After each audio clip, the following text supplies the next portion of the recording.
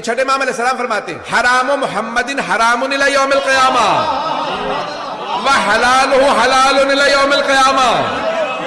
آپ فرماتے ہیں محمد صلی اللہ علیہ وآلہ وسلم کا حرام قیامت تک کے لیے حرام ہے، ان کا حلال قیامت تک کے لیے حلال ہے. بھئی یہ اور ہوں گے جو کہیں گے کہ ہم رسول خدا کے حرام کو حلال کر رہے ہیں.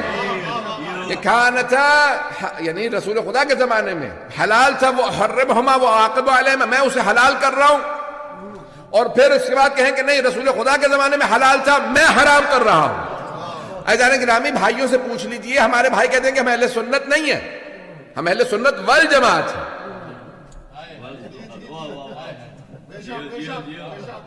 اہل سنت ہمیں ہونے پہ اعتراض نہیں ہے، ہم بھی اہل سنت ہیں، سنت نبوی پہ ہمیں اعتراض، والجماعت پہ ہمیں اعتراض ہے. بھئی جب ہمارے 12 امام، کچھ لوگ پہنچ گئے، جب ہمارے 12 معصوم امام محمد مصطفیٰ کے حرام کو حلال نہیں کر سکتے اور ان کے حلال کو حرام نہیں کر سکتے تو جماعت صحابہ کو کیسے حق ہے؟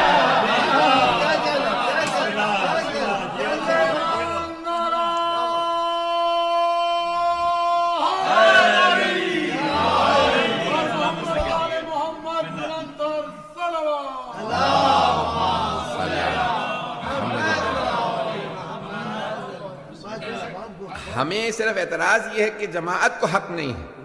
اب مجھے نہیں پتا کہ علامہ اقبال نے یہ کس جماعت کے لیے کہا تھا. اگرچہ بت ہیں جماعت کی آستینوں، مجھے ہے حکم ادا لا الہ الا اللہ. اگر توجہ ہو عزیزان گرامی، اب یہ جماعت کا مسئلہ آ جاتا ہے کہ آپ کہیں کہ اس کو بھی مانو جماعت میں، اسے بھی مانو اسے بھی مانو. ہمارا مسئلہ یہ آ جاتا ہے، ہم کہتے ہیں سنت نبوی پہ ہم قربان، اہل بیت پہ ہم قربان، قرآن پہ ہم قربان. لیکن جہاں تابعین کا، صحابہ کا اور دوسروں کا اگر دین کا مسئلہ پیغمبر سے ٹکرا گیا تو پھر ہمیں کوئی چیز پیغمبر کے مقابلے میں قبول نہیں ہے، کیونکہ قرآن نے کہہ دیا ما آتاکم الرسول فخذوہ وما نہاکم عنہ فانتہوا. اگر جو کچھ تمہیں رسول دے دے قبول کر لو، جس سے روک دے رک جاؤ. اس میں نہیں کہا کہ صحابہ شامل ہیں. رسول خدا کا اللہ فرما رہا کہ جو کچھ وہ کہہ دیں ویسا کرو. بات واضح ہو رہی ہے عزیزان گرامی؟ تو عزیزان گرامی اب اعتراض یہی ہوا چھٹے امام پہ، پانچویں امام پہ. یہ آپ کیوں کہتے ہیں قال رسول اللہ صلی اللہ علیہ وسلم؟ رسول خدا نے فرمایا. سند بیان کریں، سند سمجھتے ہیں نا، چین آف نریشن، سند بیان کریں. آپ نے کس سے حدیث لی، اس نے کس سے لی، اس نے کس سے لی، اس نے بھئی آپ 83 ہجری میں آپ کی ولادت ہوئی ہے، 114 ہجری کے بعد اب آپ جو ہیں وہ سنبھال رہے ہیں منصب امامت 114 ہجری کے اندر، اور یہ یعنی رسول خدا کی وصال کو 100 سال سے زیادہ ہو چکا. تو 100 سال بعد آپ سند بھی بیان نہیں کر رہے. آپ فرماتے قال رسول اللہ صلی اللہ علیہ وسلم، رسول خدا نے یہ فرمایا. تو آپ کو کیسے پتا چلا؟ کسی نے تو بتایا ہوگا آپ کو. بھئی جو بھی ممبر پہ آتا ہے، جو مجمع میں بیٹھتا ہے، جو پیاز کی دکان پہ بیٹھ کے کہہ رہا ہے پیاز نہ کھاؤ یا کھا لو مکے میں تو بخشے گئے.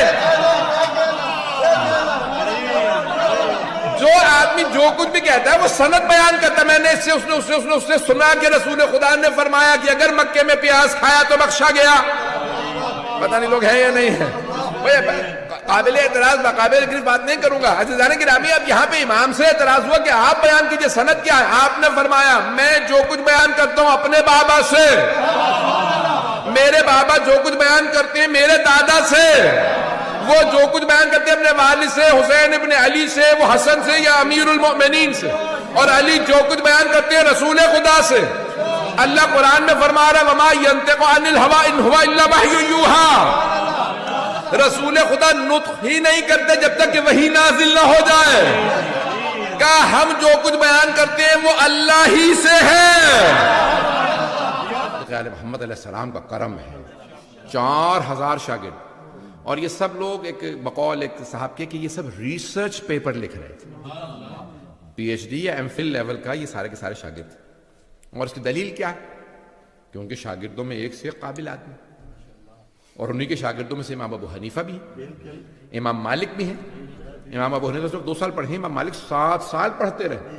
اور امام مالک اپنی کتاب میں لکھتے ہیں کہ میں نے نہ کسی کتاب میں پڑھا، نہ دیکھا، نہ سنا اتنا قابل انسان اور اتنا باتقوی زہد والا آدمی جتنا کہ جعفر ابن محمد. اللہ صلی اللہ چلیے گا نا، تھوڑا سا موضوع خشک ہو جائے گا لیکن چلیے گا. کہ میں نے اتنا مقدس انسان نہیں دیکھا، اتنا علم والا نہیں دیکھا کہ جب کسی موضوع پہ جا کے بات کر لو، جس موضوع پہ جب جا کے سوال کرو لگتا ہے ابھی تیاری کر کے پتہ نہیں لوگ ہیں یہ نہیں کہ جیسے ہمیشہ ان کو حضور ذہن ایسا ہی رہتا ہے، ہمیشہ حاضر جواب ہے. شام سے ایک فقیہ آیا، بہت قابل تھا، کہا شام سے آیا ہوں جعفر ابن محمد سے ملنا. ان کے شاگردوں نے دیکھا مولا علیہ الصلوۃ والسلام کے، تو کبھی کیا بات ہے ہم سے بات کر لو. کہ نہیں مجھے ان سے سوالات کرنے، ہم موجود ہیں بات کرو. کہ نہیں مجھے امام سے مناظرہ کرنا ہے، مناظرہ کرنا ہے، ہم میں سے کسی سے بات کر کے دیکھو شاید ہم جواب دیں. نہیں مجھے جعفر ابن محمد سے ملنا بلاؤ. اب امام علیہ السلام سے کہا مولا ایک آدمی آیا ہے شام کا کہ فقیہ ہوں، 20 سال سے فقیہ ہوں، وہ مناظرہ کرنا چاہتا ہے. مولانا نے کہا اچھا ٹھیک ہے. آئے کہ فرماؤ کیا بات ہے. کہ میں بہت بڑا فقیہ ہوں، مجھے آپ سے مناظرہ کرنا. امام نے کس موضوع پہ؟ یعنی مجھے قرآن پہ آپ سے مناظرہ کرنا ہے. امام نے کہا یہ میرا شاگرد ہے اور اس کا نام حمزہ طیار ہے، اس سے مناظرہ کر لوں. کہا شاگرد سے مناظرہ کیا کروں گا، میں خود فقیہ ہوں، میں خود استاد ہوں، میں شام کے جتنے فقہا ہیں ان کا میں استاد ہوں، تو میں آپ سے. امام نے کہا اچھا سن، اگر تو نے اسے ہرا دیا نا حمزہ طیار کو، سمجھ تو نے مجھے ہرا دیا. پتہ نہیں لوگ ہیں یا نہیں. میرا شاگرد ہے، میں نے اس کو پروان چڑھایا، اسے میں نے پالا، یہ میرا پروردہ، اسے تو نے ہرایا تو سمجھا مجھے ہرا. جا جا کے اس کے ساتھ وہاں بیٹھ جا، جو تمہیں مناظرہ کرنا ہے سامنے بیٹھ مناظرہ کرے گا. تو کبھی سارے لوگ تھے انہی کے ماننے والے تھے، میں تو روب میں تھا، پتہ نہیں لوگ ہیں یا نہیں، میں پریشر میں تھا. آرام سے جا مناظرہ کر لے، جو تو فیصلہ کرے گا کہ تو جیتا تو ہارا، جو تو کہے گا مجھے قبول. پتہ نہیں لوگ ہیں یا نہیں. بھئی اکثر ہوتا یہ ہے کہ جب مناظرہ ہوتا ہے نا ہر آدمی کہتا ہے میں جیت گیا. نہیں ہے لوگ، امام کہہ رہے جو تو فیصلہ کرے گا مجھے قبول ہوگا. جب حمزہ طیار کے ہاتھوں چاروں شانے چت، اب یہ اردو والے سمجھ سکتے ہیں، یہ کشتی کے لیے استعمال کیا جاتا ہے، جسے بالکل ایک دوسرا پہلوان چت کر دے نا، فلیٹ کر دے، لٹا دے مار مار کے، تو اسے کہتے ہیں چاروں شانے چت. پتہ نہیں لوگ ہیں یا نہیں. جو دوسرا پہلوان اتنی مار کھائے کہ اٹھا تک نہ جائے، بالکل زمین پہ اس کے بازو اور دونوں پاؤں زمین پہ ہل نہ سکے، اتنی مار کھائی ہو. پتہ نہیں لوگ ہیں یا نہیں. اسے کہتے ہیں چاروں شانے چت. اب جب وہ چاروں، تو ایک مرتبہ آیا کہا کہ مجھے آپ سے پھر مناظرہ کرنا ہے. مولانا نے کہا ابھی تو نے مناظرہ کیا حمزہ طیار سے. کہا ہاں ان سے تو ہار گیا ہوں. کہا اب کس موضوع میں مناظرہ کرنا؟ کہا مجھے ادبیات پہ مناظرہ کرنا. مولانا نے کہا ذرا بلاؤ ہشام ابن سالم کو. ہشام ابن سالم کو بلاؤ. کہا جا اس سے مناظرہ کر. کہا نہیں مجھے آپ سے مناظرہ کرنا ہے. مولانا نے کہا اس سے تو پہلے شاگرد سے تو بحث کر کے دیکھ لے. مناظرہ کیا، پھر واپس آیا. کہا مجھے آپ سے مناظرہ کرنا ہے. مولانا نے کہا ابھی تو نے کیا مناظرہ. کہا اس سے تو ہار گیا ہوں، مجھے آپ سے مناظرہ کرنا ہے. مولانا نے کہا اب کس موضوع پہ؟ کہا علم کلام پہ. امام نے کہا ہشام ابن حکم کو بلاؤ.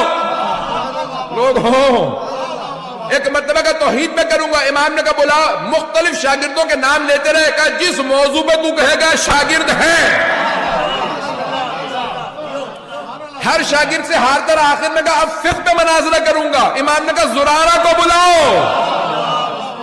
زرارہ اپنے آئین سے ہارا. جب کہا کیسے کیسے شاگرد ہے جس کے ساتھ بیٹھو ہلنے نہیں دیتا، چاروں طرف سے علمی دلیلیں لے کے آتا، لگتا ہے علم اسی پہ اترا. امام نے کہا ہم نے سکھایا.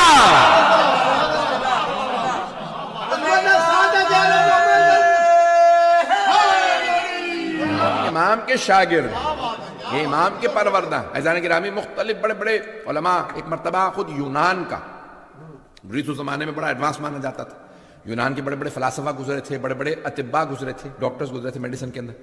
تو ایک ڈاکٹر آیا، اس نے کہا بھی میں ملنا چاہتا ہوں تمہارے استاد سے. امام نے کہا کہ بلاؤ.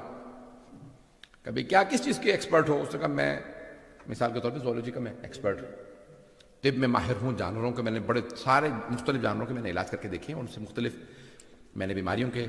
امام نے کہا اچھا.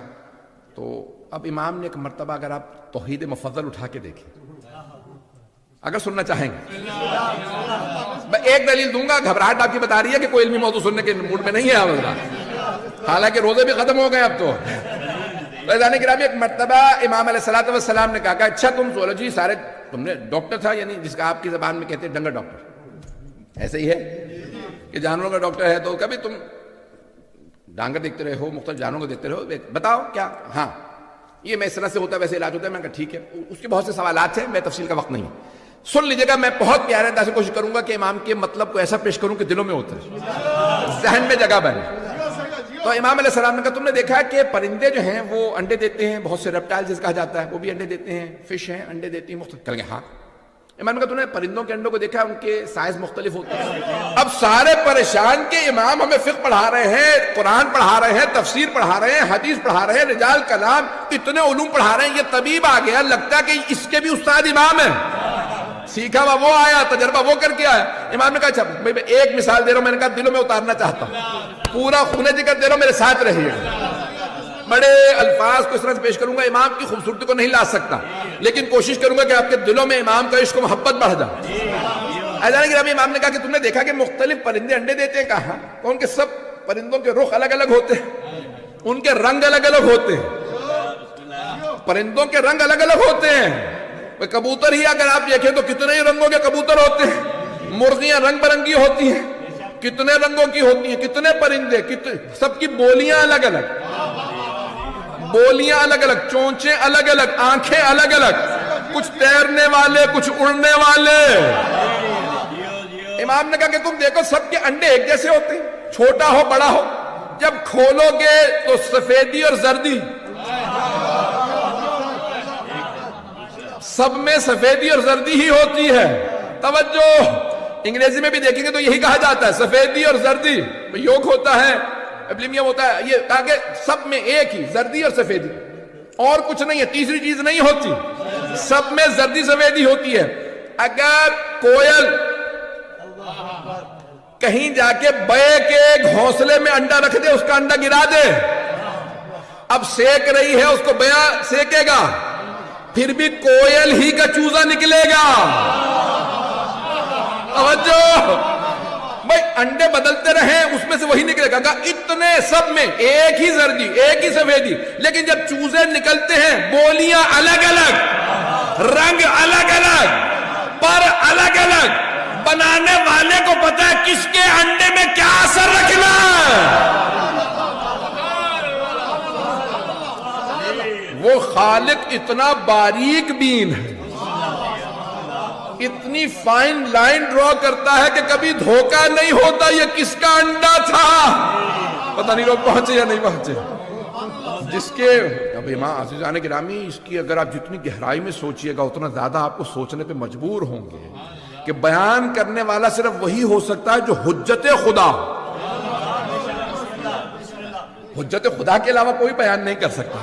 یہ وہی بتا سکتا ہے جسے اللہ نے علم دے کے بھیجا ہو، یہ وہی بیان کر سکتا ہے اس کی خلقت کا ہدف کیا تھا، کہ اتنے پرندوں کے اندر اتنی بولیاں، اتنے رنگ، اتنی نسلیں، اور اس کے اندر کتنی انواع اقسام کے پرندے ہیں، ان میں کچھ اڑنے والے ہیں، اور پرندوں کے پر ہوتے ہیں، بہت سے اڑ نہیں پاتے ہیں، کچھ تیرتے ہیں کچھ تیر نہیں پاتے ہیں، کچھ پانی میں ڈالو تو مر جائیں گے، کچھ پانی نہ ہو تو مر جائیں گے، پتہ نہیں لوگ ہیں، کہ ساری باریکیاں اللہ نے خلق کی۔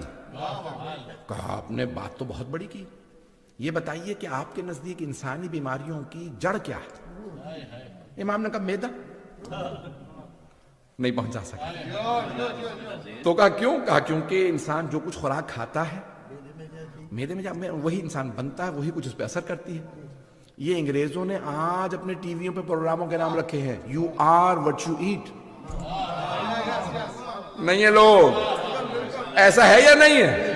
You are what you eat. 1400 سال پہلے، نہیں 1400 نہیں، 1250 سال پہلے جعفر الصادق علیہ السلام فرما گئے میدے کا خیال رکھو باقی سب صحیح ہو جائے گا۔ یہ انسان جو کچھ کھاتا پیتا ہے ویسا ہی ہو جاتا ہے، اسی لیے کہا شراب سے اجتناب کرو، حرام سے اجتناب کرو، گناہوں سے اجتناب کرو۔ ان تمام چیزوں کے آپ کی روح پہ اثر ہوں گے، جسم پہ اثر ہوں گے، بینائی پہ اثر ہوگا، یہاں تک کہ مختلف چیزیں، مولا یہ بیماری ہے، یہ پریشانی ہے، کیا کروں؟ یہ چیز کھا لیجیے۔ عزیزان گرامی، اس زمانے میں جہاں میڈیسن نہیں ہے، امام بتا کہ امام علیہ السلام سے ایک شاگرد نے کہا کہ مولا یہ آدمی آیا تھا، وہ اپنی زبان میں بات کر رہا تھا، آپ ان کے ملک گئے ہیں؟ پتہ نہیں لوگ ہیں یا نہیں.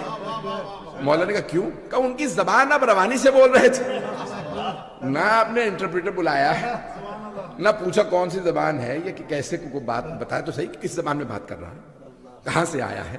تو مولا آپ نے اس کی زبان میں اسی سے روانی سے بات کی. امام مسکرائے. امام نے کہا ذرا کنکری دینا. اٹھائی. امام نے لعاب دہن لگایا کہ منہ میں رکھ. اس نے وہ کنکری منہ میں رکھی. اب سارے شاگرد دیکھ رہے ہیں کہ کیا کر رہے بہت تیزی سے، 1 2 3 4 5 گن رہا بہت تیزی سے. کیا گن رہے ہو؟ 70 تک گیا. کہ امام کے لعاب دہن کو میں نے اپنی زبان پہ رکھا، 70 زبانیں تو مجھے ازبر ہو گئی ہیں.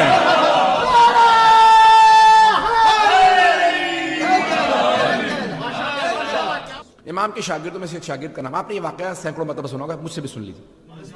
نام ہے ہشام ابن حکم، کوفے کے رہنے والے ہیں، شیعہ ہیں، اور بہت نوخیز سے، ابھی ان کی داڑھی بھی نہیں آئی تھی. تو یہ امام کے شاگرد تھے. تو امام کے پاس آئے ملنے کے لیے مدینے میں. مولا نے ایک مرتبہ کہا کہ بھئی جب گئے تو مولا بار بار دیکھ رہے ہیں وہ ہشام آنے والا. لوگوں کو مولا کون آنے؟ کبھی ابھی آنے والا. جیسی وہ آیا مولا نے ابا اتاری، ہشام کوڑا ہے. اچھا، حضرت ہشام بہت زیادہ امام کی عاشق تھے. جب دیکھا مولا مجھے اتنا، وہ جیسے ہاتھوں کو چومے پاؤں کو چومے، مولا ان کو گلے لگا رہے. میرے پاس آ کے بیٹھے. اب سب دیکھ رہے ہیں بھی بڑے بڑے جلیل القدر اصحاب موجود ہیں، نہیں ہے مجموعہ، بس سفید ریش موجود ہیں. امام ان کو اتنی محبت ساتھ بٹھا. کہا بھئی تم سب کو بتاؤ کہ تم جب شام گئے تھے تو تم نے کیسے ہماری امامت کا دفاع کیا؟ کہ تم سب ہمارے دین کا دفاع کرتے ہو کہ ہماری ولایت و امامت کا دفاع کرتے ہو؟ آپ سمجھ میں آئے امام کیوں احترام دے رہے ہیں؟ کہ یہ جاتا ہے ہماری امامت کا دفاع کرتا ہے. کہا ذرا سب کو بیان کرو کہ تم جب شام گئے تھے تو تم نے کیسے ہماری امامت کا دفاع کیا؟ کم مولا جب آپ کے سامنے آتا ہوں تو مجھ سے بولا نہیں جاتا، لگتا ہے کہ میری زبان پہ تالے لگ گئے. مولا بول نہیں سکتا یہاں. مولا نے کہا کہ مجھے اپنا امام مانتے ہو؟ کہ بے شک مولا آپ ہی کو تو امام مانتے ہو. پھر میں حکم دے رہا ہوں بیان کرو اگر سننا چاہے. تو کہا مولا میں جب شام گئے تو عامر جو مفتی اعظم، یہ کہتے ہیں آپ لوگوں کی زبان میں مفتی اعظم، چیف مفتی کیا، اور شام کا سب سے بڑا جو مفتی تھا تو مفتی اعظم شام، تو وہ وہاں دمشق کا موجود تھا، ممبر پہ تھا. تو ایک مرتبہ میں بھی جا کے بیٹھ گیا مسجد میں. تو اس نے کہیں کہہ دیا سلونی قبل ان تفقدونی. جس کا دماغ خراب ہوتا ہے وہ علی کے مقابلے میں آ جاتا ہے. اس نے کہا کہ سلونی قبل ان تفقدونی. تو میں نے ہاتھ کھڑا کیا کہ اے شیخ میں سوال کر سکتا ہوں؟ میں نے کہا بیٹا جو سوال کرنا کرو. کہ لیکن یہ میں بتا دوں میں بچہ ہوں. جب امام سے ملنے ابھی داڑھی پوری نہیں ہے، 16-17 برس کے. جب امام سے آئے ہیں ملنے تو 18 برس کے، 19 برس، اس سے زیادہ نہیں تھے. تو وہ کہا بھی میں بچہ ہوں، میں بچکانہ سوال کروں گا، آسان سے سوال کروں گا، برا تو نہیں منائیں گے. کہا نہیں جو پوچھنا ہے پوچھ لو. اب وہ 73 برس کے شیخ تو کہا کہ یہ بتائیے آپ کی آنکھیں ہیں؟ بہت مفتی اعظم نے غصے میں دیکھا، دیکھ بھی رہے ہو پھر سوال کر رہے. میں نے تو آپ سے پہلے کہا تھا میں بچہ ہوں، میں بچکانہ سوال کروں گا. اگر آپ برا منا رہے ہیں تو کہہ دیجئے کہ سلونی میں نے جھوٹا کہا تھا، آپ جھوٹے ہیں کہہ دیجئے، میں بیٹھ جاتا ہوں. اب وہ سمجھ گیا کہ یہ بہت تیز آدمی. کہا کہ نہیں میں سلونی تو میں نے کہہ دیا ہے، جو پوچھنا پوچھو گا. بتائیے آنکھیں ہیں آپ کی؟ کہہ لیں گے ہاں آنکھیں ہیں. کیا کرتے ہیں آپ آنکھوں سے؟ کہا آنکھوں سے دیکھتا ہوں. اچھا آپ کے کان ہیں؟ کہنے کان بھی ہیں تم دیکھ رہے. کیا بتائیے کانوں سے کیا کرتے ہیں؟ کہا کانوں سے سنتا ہوں. کہا آپ کے ہاتھ ہیں؟ کہا کیا کرتے ہو؟ کہا محسوس کرتا ہوں. زبان ہے؟ کہا بول تو رہا ہوں. کہا نہیں زبان ہے. کہا ہاں ہے. کیا کرتے ہیں؟ بولتا ہوں چکھتا ہوں. ناک ہے؟ ہاں. کیا کرتے ہیں؟ سونگتا ہوں. کہا اچھا آپ کا دماغ بھی ہے؟ کہنے لگے دماغ ہے. تو کہیں گے دماغ کیا کام کرتا ہے؟ تو کچھ سوچنے لگا. کہ جب آنکھیں دیکھتی ہیں نا تو دماغ تصدیق کرتا، جو دیکھا وہی دیکھا، کچھ اور نہیں دیکھا. جب کان سنتے ہیں نا تو دماغ تصدیق کرتا، جو سنا ہے وہی سنا، کچھ اور نہیں سنا. جب ہاتھ محسوس کرتے ہیں نا تو دماغ تصدیق کرتا، کنفرمیشن دیتا ہے کہ وہی محسوس کیا ہے جو محسوس کیا. توجہ ہو. تو کہا اچھا حواس خمسہ جب محسوس کریں تو دماغ تصدیق کرتا. کہیں گے ہاں. تو اس کا مطلب ہے آپ یہ کہنا چاہ رہے ہیں آپ کے اس جسم میں دماغ امام کا کام کرتا ہے. کچھ دیر سوچتا رہا، کہا ہاں کہہ سکتے ہیں، نہیں کہا کہہ سکتے ہیں، صحیح ہے یا غلط؟ کہہ لیں گے ہاں اس جسم کے اندر دماغ جو ہے وہ امام کا کام کرتا ہے۔ کہا آپ کے 6 فٹ کے وجود کو تو امام کی ضرورت ہے اور اس ساری کائنات کو امام کی ضرورت نہیں۔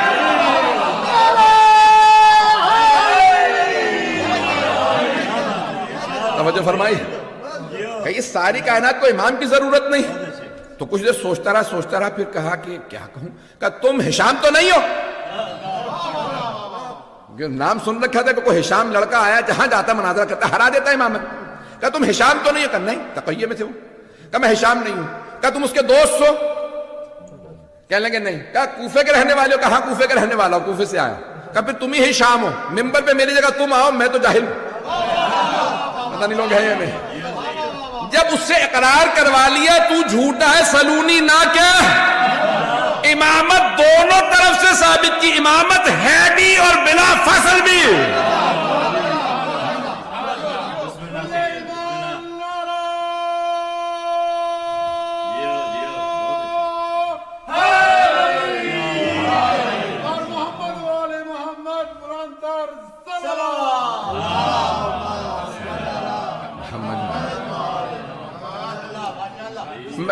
میں نے آپ سے کہا تھا واقعہ آپ نے سن رکھا ہوگا، میں اپنے اسلوب سے اپنے انداز سے سنانے کی کوشش کرتا ہوں کہ اس میں ایک چاشنی پیدا کرنے کی کوشش کرتا ہوں کہ لوگ اس کو سنیں تو اس میں سے ایک نیا پہلو کے انداز سے اس کو پیش کروں۔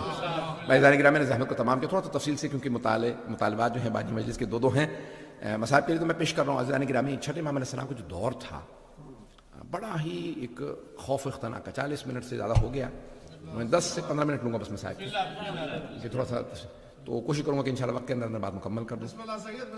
عزیزان گرامی، یہ جو دور تھا چھٹے امام کا کہ بنی امیہ جا رہے ہیں، بنی عباس آ رہے ہیں، امام نے اس دور سے استفادہ کیا۔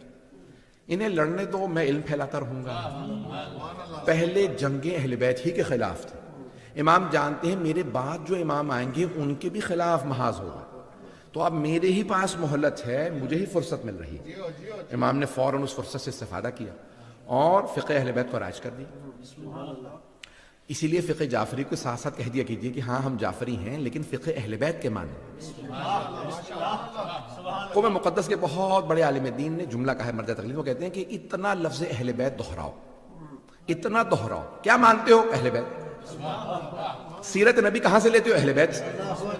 سنت نبوی کسے سمجھتے ہو؟ اہل بیت سے۔ قرآن کسے سمجھتے ہو؟ اہل بیت سے۔ فقہ کس کا مانتے ہو؟ اہل بیت کا۔ تاریخ کس کی مانتے ہو؟ اہل بیت کی۔ تفسیر کس کی مانتے ہو؟ اہل بیت کی۔ توجہ، فضائل کس کے مانتے ہو؟ اہل بیت کے۔ مصائب کس کے مانتے ہو؟ اہل بیت کے۔ کہ اتنا اہل بیت اہل بیت اہل بیت کرو کہ ہر آدمی مجرم محسوس کرے، اگر ان کے پاس اہل بیت ہے تو ہمارے پاس کیا ہے؟ ہر آدمی محسوس کرے انہی کے پاس اہل بیت ہے۔ عزیزان گرامی، اہل بیت اہل بیت اہل بیت اہل بیت رسول، اہل بیت محمد، آل محمد، اتنا زیادہ ورد زبان بنا لیا۔ عزیزان گرامی، اب امام علیہ السلام نے کیا کیا کہ اہل بیت علیہ السلام کا تعارف کروایا اور پہچان کروا دی۔ 148 ہجری میں امام کی شہادت ہوئی ہے۔ منصور دوانقی نام، عباسی خلیفہ ہے۔ پہلا تھا عبداللہ صفاح، صفاح کہا جاتا تھا، صفاح بہت ہی ظالم، خون بہانے والا۔ تو دوسرا یعنی منصور دوانقی، بہرحال تفصیل ہے لیکن میں وقت بھی نہیں، یعنی تو منصور دوانقی بہت ظالم تھا، اس نے امام کو کئی مرتبہ زہر دلوانے کی کوشش کی۔ تو امام علیہ السلام نے کیا کیا کہ 2-3 چیزیں کی۔ ایک تو یہ کہ عراق گئے زیارات پہ اور ساری زیارات کے آداب بتائے، حرم بتائے، قبروں کے نشان بتائے، وہاں بھی باقاعدہ حرم کی تعمیر، تاکہ بعد میں آنے والے جب کہیں نا فقہ جعفری سے ثابت کرو تو امام کہیں میری سیرت سے ثابت۔ یہ لوگ جو کہیں گے نا کہ حرم گرا دو، حرم بنانا بدعت ہے، تو سارے فقہ میں ہو سکتی ہے، فقہ جعفری میں نہیں۔ پتہ نہیں لوگ ہیں یا نہیں۔ امام خود گئے۔ یہ زیارت وارثہ کہاں سے آئی؟ چھٹے امام علیہ السلام۔ حضرت صفوان نے جب سنی تو کہا مولا میں نے زیارت سنی تھی آپ سے، سن کے لکھی ہے، سنانا چاہ رہا ہوں کہیں غلطیاں تو نہیں ہوئی۔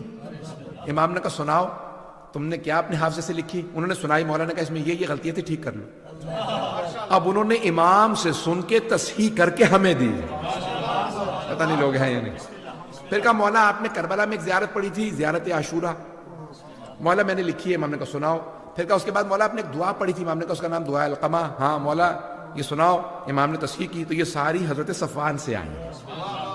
اب میں یقین مانیے کہ دل کر رہا کہ آدھا گھنٹہ بے شک مسائل پڑھوں لیکن وقت نہیں. اب امام نے کہا کہ مولا آپ ہر حرم پہ گئے, نبیوں کی انبیاء کی زیارت ہے, نبیوں کی زیارت کی, امام حسین کی کسی بھی آپ نے زری پہ کسی بھی قبر مطہر پہ اتنا احترام نہیں کیا جتنا یہاں. 40 قدم تک امام نے پشت نہیں کی, الٹے پاؤں پیچھے ہٹتے رہے. نہیں تو اکثر ہوتا 10-15 قدم بعد 20 قدم بعد. کہا 40 قدم والا آپ نے پشت نہیں کی. مولا یہاں کون ہے؟ کہا یہاں ہمارے جد امجد, یہاں علی بن ابی طالب علیہ السلام, یہاں ہمارے کیا. مولا میں یہاں یہ نشان لگا دوں؟ مولا نے کہا ہاں لیکن اعلان نہ کرنا, ابھی بھی میرے جد کے دشمن بہت زیادہ ہیں, خاص شیعوں کو بتانا.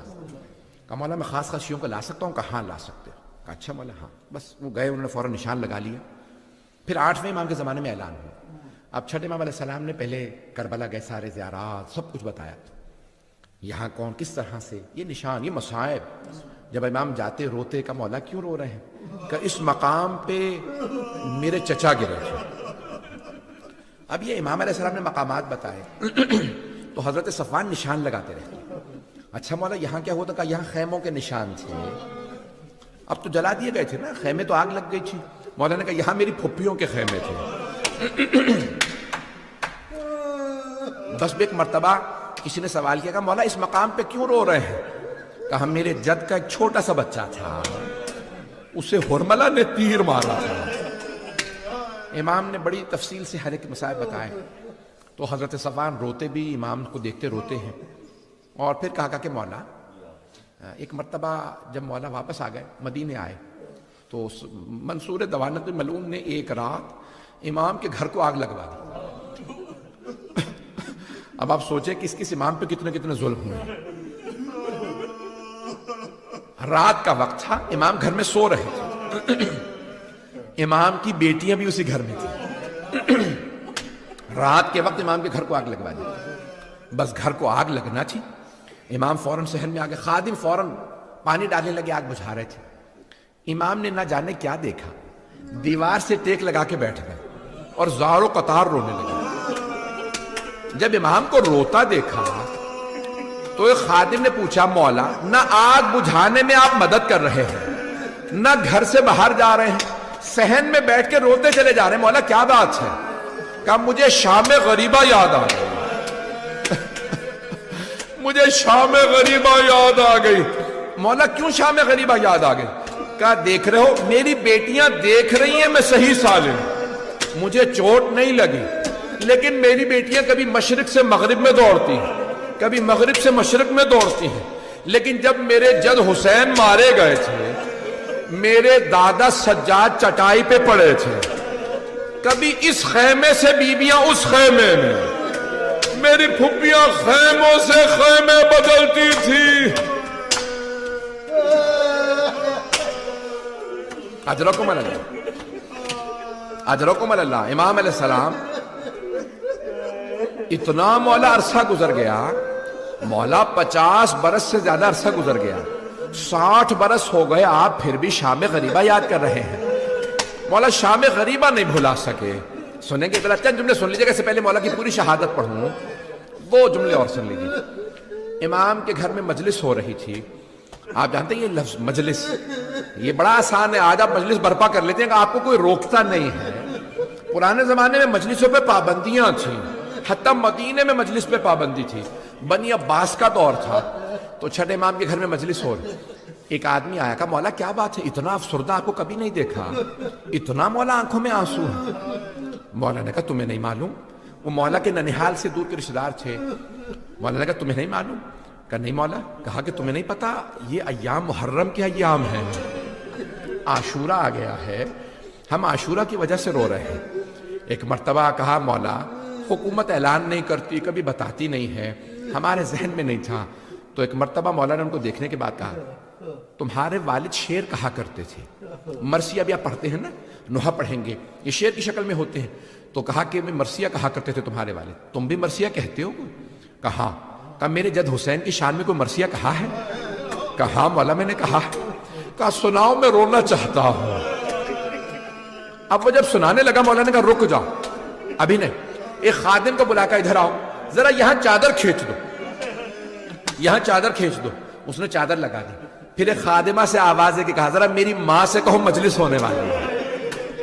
امام صادق کی والدہ حضرت ام فروا بنت قاسم ابن محمد ابن، ایک مرتبہ کہا میری ماں سے کہو مجلس ہونے والی ہے، میری بہنوں سے کہو مجلس ہونے والی ہے، میری بیٹیوں سے، میری زوجہ سب سے کہو مجلس. خادم آ گئی مجلس ہونے والی ہے. ایک مرتبہ امام نے کہا اب مجلس شروع کر دے، میری ماں آ گئی. امام کی والدہ گرامی، امام کی زوجہ، امام کی بہنیں، امام کی بیٹیاں سب آ کے بیٹھ گئے. تو اب عزیزان گرامی جب مجلس پردے کے پیچھے ہو رہی ہو نا تو بعض اوقات خواتین کی آواز آنے لگتی ہے. امام کی والدہ بہت بزرگ تھی، جب انہوں نے مولا حسین کا نام سنا نا اونچی اونچی رونے لگے، واہ حسین واہ حسین ہائے حسین، بلند آواز سے رونے لگی. اچھا وہ مرثیہ پڑھنے والا امام کی والدہ کے خاندان سے تھا. اس نے ایک مرتبہ آواز دے کے کہا اے ام فروا اگر آپ زیادہ روئیں گی نا تو آپ کا بیٹا امام صادق آپ کو گلے لگائے گا، کہے گا اماں اور نہ رو، اے مادر گرامی صبر کیجئے. لیکن اے ام فروا جب آپ کی پھپھیاں روتی تھی انہیں تازیانے مارے جاتے تھے.